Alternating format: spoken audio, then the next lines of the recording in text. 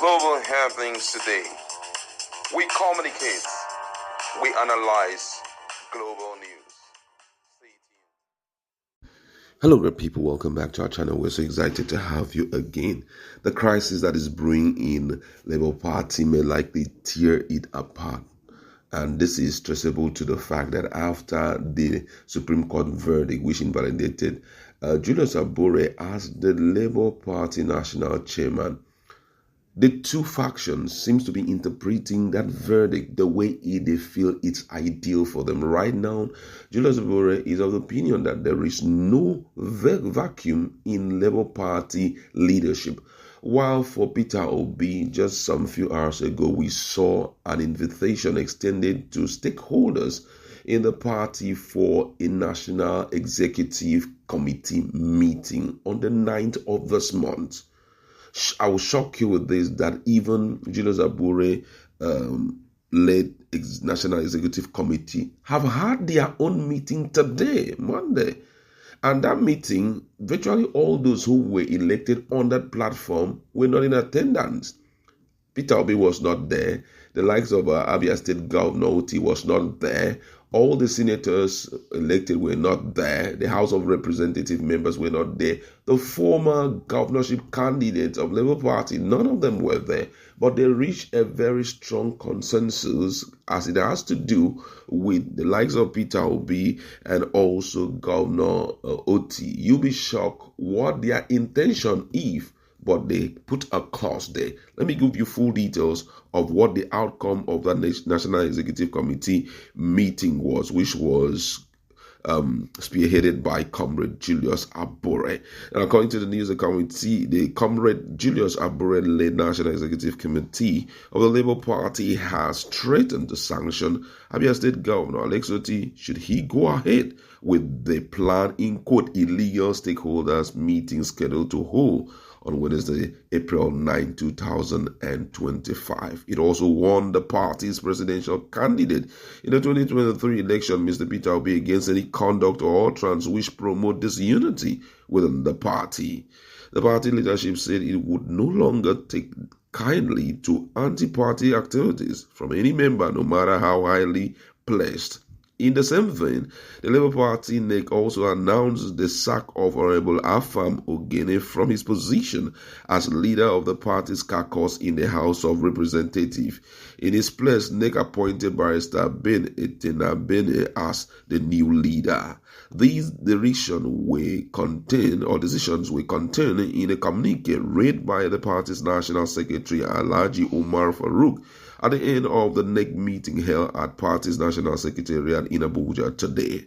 Farouk, in his words, says that NEC in session in the exercise of its duty hereby cautioned the former presidential candidate of the party not to participate in any action capable of undermining the peace, unity, and integrity of the party, as the NEC will not hesitate to issue a stiffer penalty if found culpable. The party's NEC also expressed satisfaction with the recent ruling of the Supreme Court affirming the supremacy of the party in determining its leadership. It further stressed that at no point within the Supreme Court judgment did it sack Julius Abure as the national chairman. Farouk further stated that, and I quote him, he said, accordingly, NEC in session reaffirmed the NEWI National Convention held on the 27th of March 2024 that produce the current National Working Committee members under the chairmanship of Barrister Julius Abure.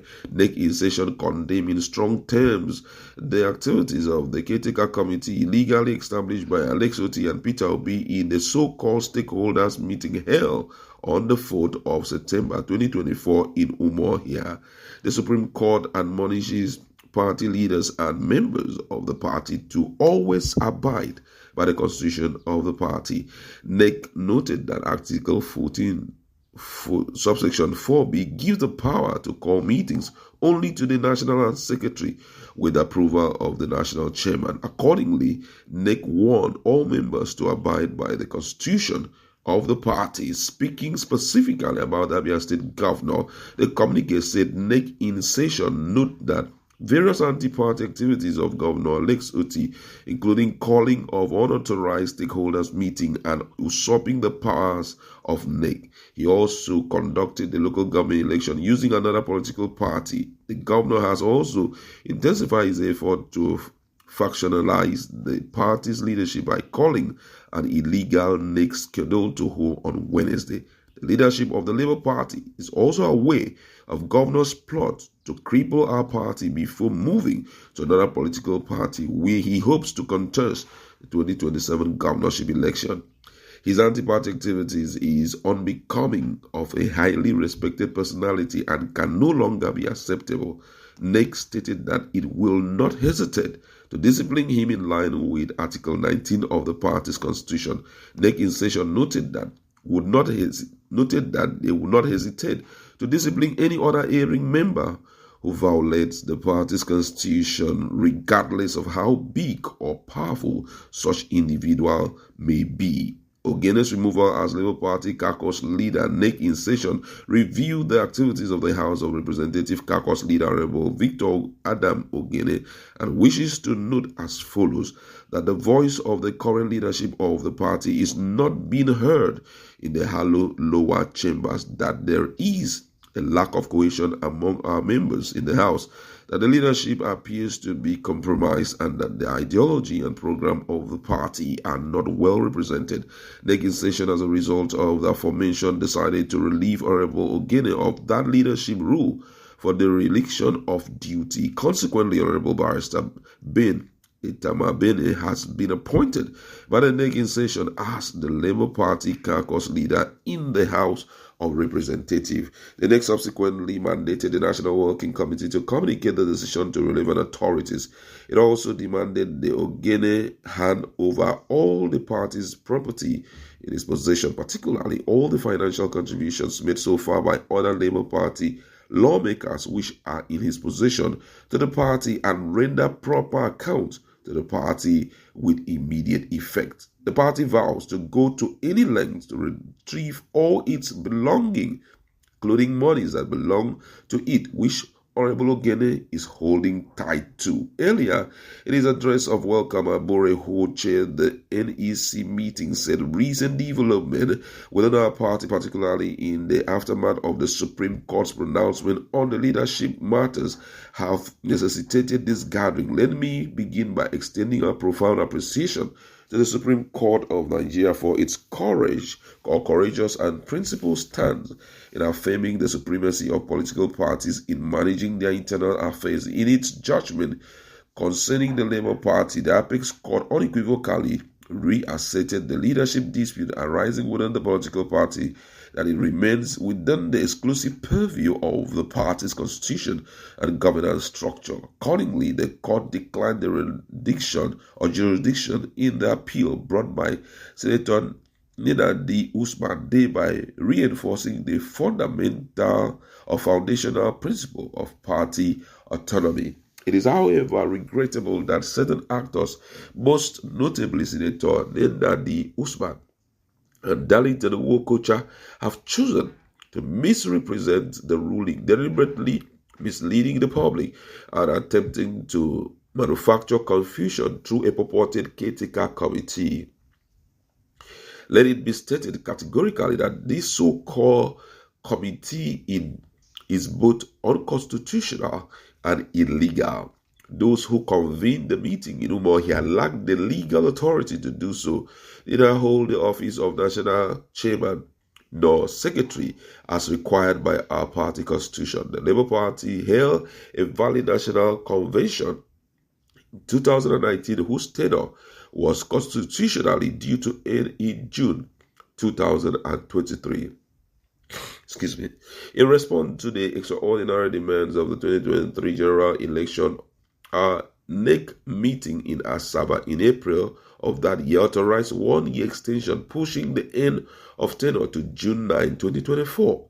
In line with this resolution and the constitution of our party, a fresh national convention was duly convened and held on March 27, 2024 in Nnewi, Anambra State. All procedures regarding relating to that convention were properly executed, and multiple court rulings have validated the legitimacy of the convention. Furthermore, our Constitution, specifically Article 12 and 14 of the amended 2024 edition, clearly outline the structure and authority of the party's organ. Article 14 vests the power to issue notices for meetings of the National Convention, the NEC, and the National Working Committee in the National Secretary, but only with consultation and approval of the National Chairman. All proper procedures were followed in the convening of the March 2024 Convention, and the action taken were both constitutional and widely endorsed. Let it be known across the Federation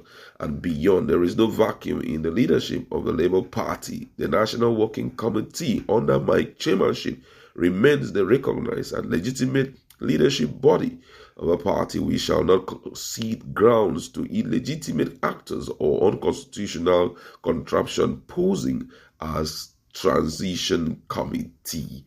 Whoa. That was exactly the position of Julius Abure in their just concluded NEC meeting. And I must say that this has given a kind of grounds for more or fresh crisis in Labour Party, because the meeting of 9th April, I don't think that anything on earth will stop it. Because virtually all the elected members will feature in that meeting. Let's see what will happen in the future.